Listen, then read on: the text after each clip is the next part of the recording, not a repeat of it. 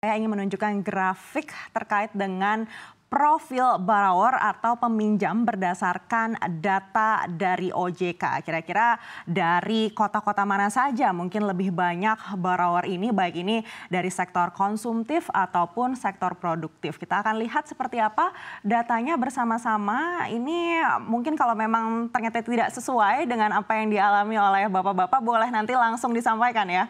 Pak, kita akan langsung lihat apakah memang ini juga tercermin di industri. Kalau melihat dari jenis kelaminnya lebih banyak adalah perempuan, 50,6%. Dari segi umur yang paling tinggi ini adalah usia 19 hingga 34 tahun mencapai 57,35%. Dan kalau dari sebarannya masih lebih banyak di Pulau Jawa, yaitu 73,34%. Di luar Pulau Jawa ini 26,66%. Wah, ini mungkin menjadi pertanyaan kita bersama. Kenapa di luar Pulau Jawa justru lebih sedikit, bahkan cukup jauh daripada yang ada di Pulau Jawa? Saya akan lontarkan pertanyaan ini pertama kali mungkin ke Pak Tiar. Bagaimana Pak Tiar kalau di restock? Oke, terima kasih pertanyaannya. Jadi terima kasih sudah menunjukkan data di sini. Jadi memang betul. Kalau kita lihat di restock sendiri memang secara jenis kelamin itu bisa dibilang nggak terlalu jauh sih antara laki-laki dan perempuan, dan memang kenyataannya seperti itu. Nah, dari segi umur kita melihat di sini dari 19 sampai 34 tahun ada 57%, dan memang betul di restock karena kebetulan kami banyak mendanai pelaku UKM yang memang mereka itu notabene adalah anak-anak muda, pemilik brand lokal. Mereka ada yang di Jabodetabek, ada yang di Bandung, ada yang di Jogja, Surabaya, dan teman-temannya. Nah, kita melihat memang angka umur ini menurut saya sangat sesuai dengan kondisi yang terjadi di platform saya sendiri gitu. Karena kita tahu sendiri anak-anak muda, pemilik brand lokal itu kan rata-rata umurnya memang masih relatively muda gitu ya. Mereka punya kreativitas, mereka punya inisiasi, dan mereka punya imajinasi untuk membuat sebuah produk, anggaplah misalkan produk jaket, produk kaos, celana, sepatu, dan teman-temannya. Jadi saya rasa umur ini sesuai. Nah, terkait dengan lokasi ini Pulau Jawa memang betul, jadi bisa dibilang pembiayaan itu di tempat kami juga didominasi oleh nasabah-nasabah yang notabene tinggal di Pulau Jawa. Kenapa? Kalau saya pikir ini rasanya bisa jadi karena penduduk di Pulau Jawa itu kan secara otomatis kan lebih besar dibandingkan dengan pulau-pulau lainnya. Maka dari itu kita melihat di sini adanya asas proporsionalitas ya. Jadi kita melihat penduduknya besar di Jawa, maka dari itu menurut saya cukup wajar apabila nasabah kami berada di Pulau Jawa juga paling banyak. Kurang lebih seperti itu. Baik, sebesar apa sih tantangannya untuk bisa menyalurkan pembiayaan keluar Pulau Jawa? Oke, tantangannya untuk keluar Pulau Jawa sebenarnya menurut saya cukup besar. Kenapa? Memang karena kebetulan kan kantor saya ini domisilinya di Jakarta Selatan gitu ya. Nah, untuk kami melakukan visit atau melakukan analisa keluar Pulau Jawa, otomatis kita membutuhkan analisa yang lebih dalam lagi gitu. Kami perlu visit ke tempatnya apabila misalkan mereka itu anggaplah punya toko tapi cukup jauh dari kota gitu ya. Nah, itu kita perlu effort lebih untuk datang ke sana, dan memang sampai saat ini perusahaan kami memang masih fokus di kota-kota besar di Pulau Jawa sih, kurang lebih seperti itu. Baik, kita akan beralih ke Alami. Pak Dima, bagaimana dengan cerminan yang ada di Alami? Apakah sesuai? Sudah cukup sesuai.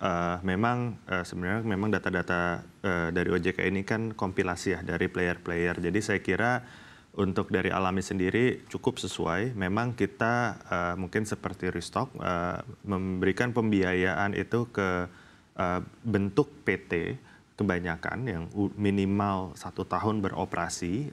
Jadi mungkin dari jenis kelamin atau umur dan lain sebagainya memang jatuhnya pembiayaan bisnis gitu ya. Kalau lokasi memang kita sekitar 70%-nya memang di Pulau Jawa karena memang banyak lokasi bisnis ujungnya terpusat di Pulau Jawa gitu. Sehingga memang kita start dari Pulau Jawa, having said that memang kita punya sekitar 30% di luar. Mungkin banyak proyek di Kalimantan, Sumatera, bahkan Sulawesi. Itu juga kita melayani, tapi memang secara proporsi masih lebih sedikit gitu. Mungkin ingin saya tambahkan bahwa memang saya nggak tahu ya abis ini ada profil pendana atau enggak gitu. Tapi dari sisi pendana, profil tersebut memang cukup pas di pendana-pendana kita. Memang kita jenis kelamin laki-laki perempuan mirip lah 50-50, cukup berimbang. Umur pun memang didominasi 19 sampai 34 tahun. Dari kota-kota besar, kalau pendana memang lebih tersebar gitu. Banyak juga dari daerah Sumatera, Sulawesi, Kalimantan, dan Timur itu juga lumayan tersebar. Tapi memang untuk borrower sendiri masih terkonsentrasi di Pulau Jawa, yang mana ke depannya pasti seiring dengan pertumbuhan infrastruktur kita juga akan makin melihat keluar juga. Baik, apakah mengalami tantangan yang sama seperti yang tadi disampaikan Risto? Ya, memang karena kita fokus ke UMKM yang kita memang light touch ya. Jadi dengan bantuan teknologi kita bisa lebih efisien, tapi kita tetap perlu site visit dan lain sebagainya juga, terutama untuk pembiayaan, jumlah pembiayaan yang mungkin dekat-dekat ke 1 miliar atau max di 2 miliar, itu kita memang ada site visit untuk kita bisa juga lebih nyaman terhadap bisnisnya dan lain sebagainya. Baik, itu tadi dari sektor produktif ya. Nah, kita beralih ke Pak Kus. Kalau dari sektor konsumtif seperti apa Pak Kus? Apakah juga membutuhkan site visit juga seperti yang tadi disampaikan oleh Pak Dima? Iya, Aneke. Jadi kalau dari kami, itu 100% itu contactless. Jadi nggak ada ketemu antara kami dengan pengguna borrower ya, pengguna itu.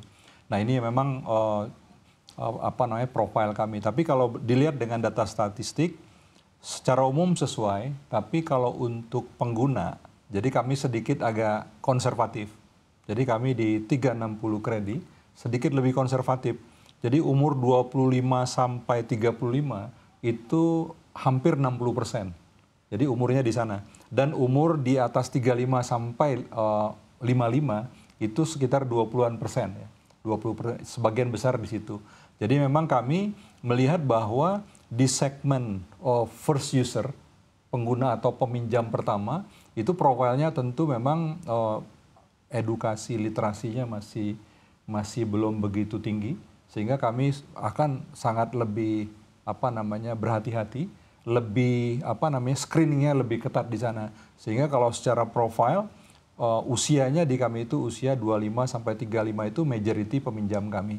Lalu kemudian kalau dari sisi Jawa dan luar Jawa, betul, Jawa itu memang sebagian besar, ya kurang lebih sama sekitar 75%.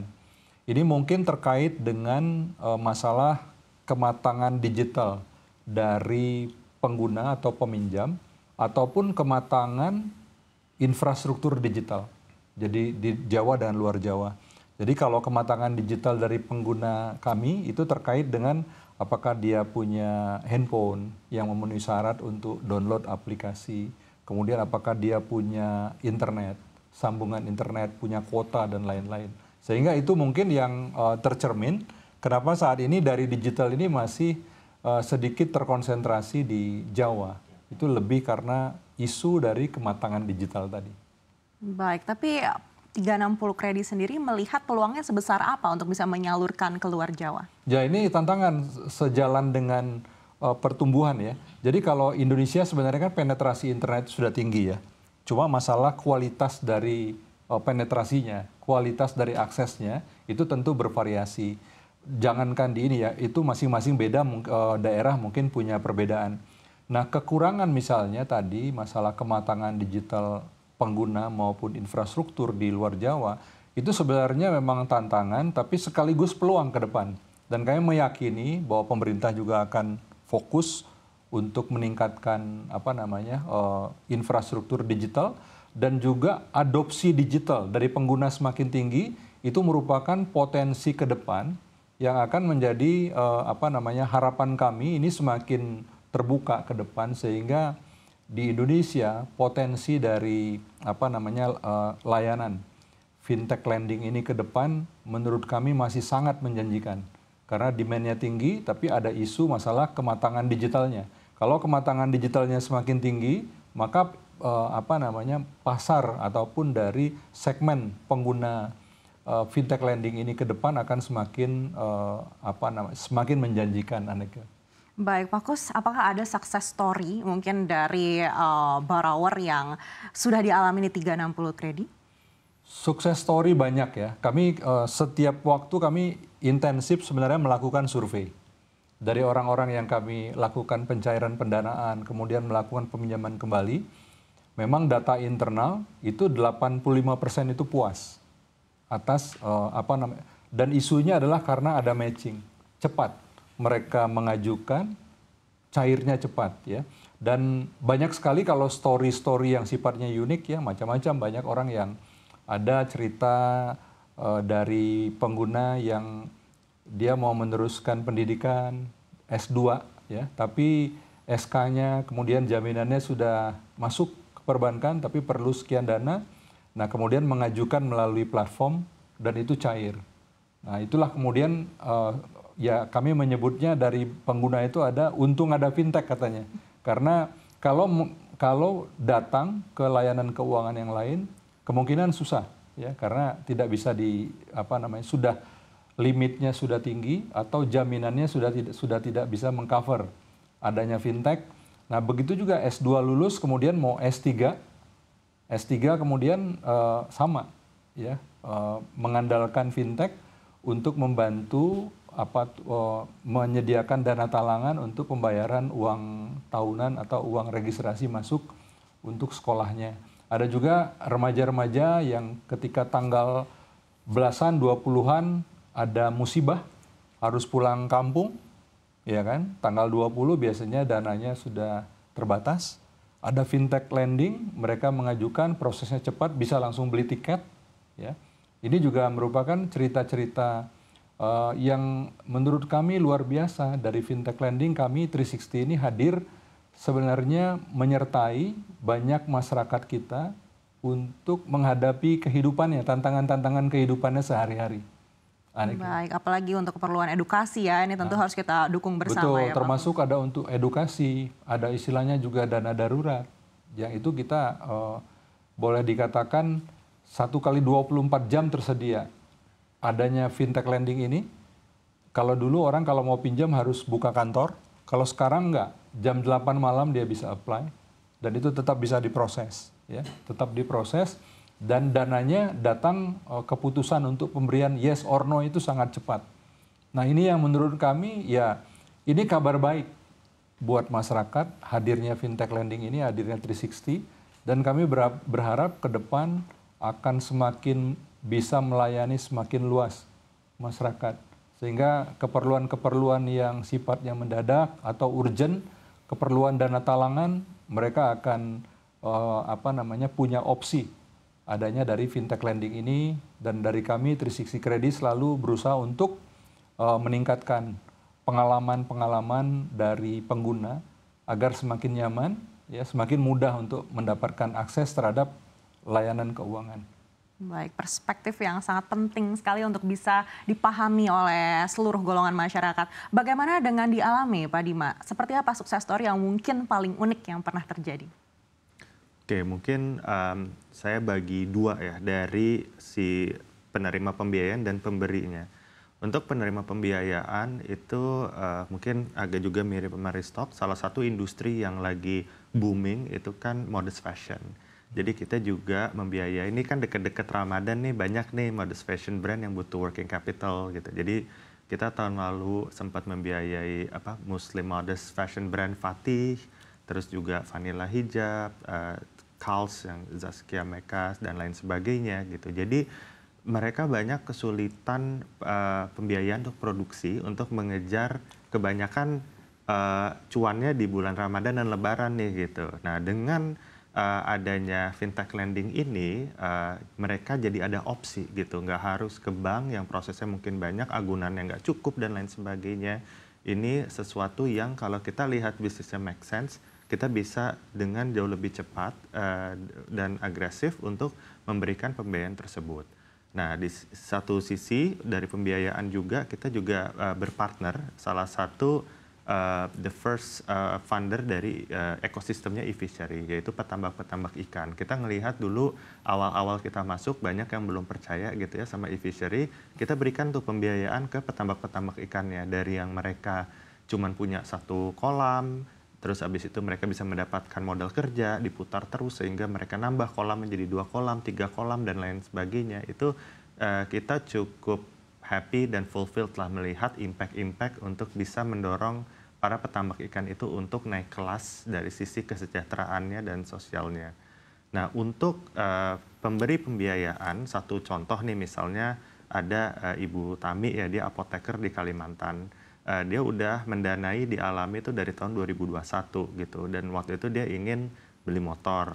Dia ada uang tapi nggak cukup lah. Jadi dengan bagi hasil yang dia dapatkan dari platform Alami, akhirnya dia cukup tuh. Akhirnya dia bisa membeli motor. Jadi dia juga sangat happy karena ya sesuai dengan value-nya, dia ingin yang syariah, tapi juga mendapatkan return yang lumayan dari platform kami. Baik, artinya tidak hanya sukses story dari penerima, tapi dari peminjamnya juga, yang memberi pinjaman juga ada sukses story yang bisa dibanggakan begitu ya. Kalau di Restock seperti apa Pak Tiar?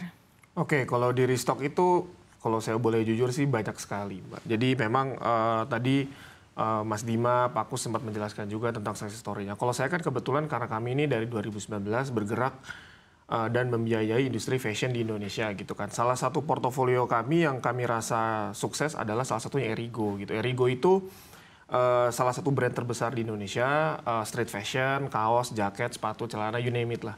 Nah, kenapa saya bangga dengan usaha kami? Karena beliau adalah nasabah pertama kami, klien pertama kami pada 2019. Lalu di 2020-2021 kalau saya nggak salah berhasil mengharumkan nama Indonesia dengan mengikuti acara New York Fashion Week pada saat itu. Dan kami ngerasa kerja keras yang kami lakukan dari 2019, 2020, 2021 akhirnya berhasil membawa salah satu brand lokal Indonesia berhasil maju ke kancah internasional. Nah, itu kebanggaan saya pribadi sendiri gitu. Lalu apa yang menarik juga akhirnya produk mereka itu kan menjadi produk yang massal gitu, di mana-mana ketika saya lagi nyetir di lampu merah ngeliat orang pakai jaket merek itu, di lobi kantor lihat orang pakai kaos mereknya yang sama, merek Erigo semuanya gitu loh, dan di kantor saya juga semuanya pakai itu. Jadi menurut saya impact pendanaan yang kami berikan itu ternyata sangat signifikan buat masyarakat Indonesia gitu, karena dengan kita berikan pendanaan mereka bisa memproduksi baju, akhirnya baju itu dipakai oleh banyak masyarakat Indonesia. Lalu ada beberapa juga brand-brand lokal, merek sepatu, contoh misalkan kami mendanai Brodo, Geoff Max, itu lokal produk semua gitu. Jadi pada intinya memang yang menjadi success story dari kami adalah ketika kami memberikan pendanaan, kami melihat mereka itu bisa tumbuh. Kuncinya di situ. Yang tadinya misalkan omsetnya itu nilainya X, tahun depan jadi 2X, tahun depannya lagi jadi 3X. Dan kami sangat senang ketika melihat produk mereka itu menjadi produk yang massal. Jadi kita nggak hanya memberikan, tapi kita juga ngelihat benar-benar ada impact di masyarakat. Bahkan di depan lobi gedung kantor saya juga saya ngelihat orang lalu lalang pakai kaos dengan merek itu gitu loh. Jadi ada perasaan terharunya lah di situ, Mbak. Kurang lebih seperti itu sih. Menarik sekali. Saya menambahkan Aneka. Silakan, Jadi Pak Kus. ini kalau dari kami, ini kan sebentar lagi udah masuk Ramadan dan Lebaran, ya. Ini bulan-bulan ini waktu-waktu sekarang itu di kami ada lonjakan permintaan, approval kami itu sekitar 20-30%. Nah, salah satunya kenapa kami teliti dari detail ya, itu salah satunya juga banyak ternyata anak muda. Kalau dia pesan tiket baru nanti tanggal 25 Maret, itu tiket tuh harganya sudah harga premium. Setinggi langit ya? Sudah setinggi langit. Jadi mereka perlu pesan tiket dari sekarang. Nah, alternatifnya adalah yang disediakan dari platform fintech seperti T60 Credit. Mereka bisa akses, mereka bisa dapat dana, beli tiket, harganya masih harga yang harga inilah, harga reguler, harga normal. Nah, ini juga kehadiran ini sebenarnya sudah banyak dirasakan oleh kalangan muda, terutama first jobber ya. Mereka tidak sampai kemudian nggak kebagian tiket pesawat kalau pulang. Begitu, Aneka. Tidak perlu meminjam ke teman, pinjam Ya, 100 yang betul, akhirnya nanti akan betul. lebih rumit prosesnya begitu. Betul. Langsung saja ke P2P lending.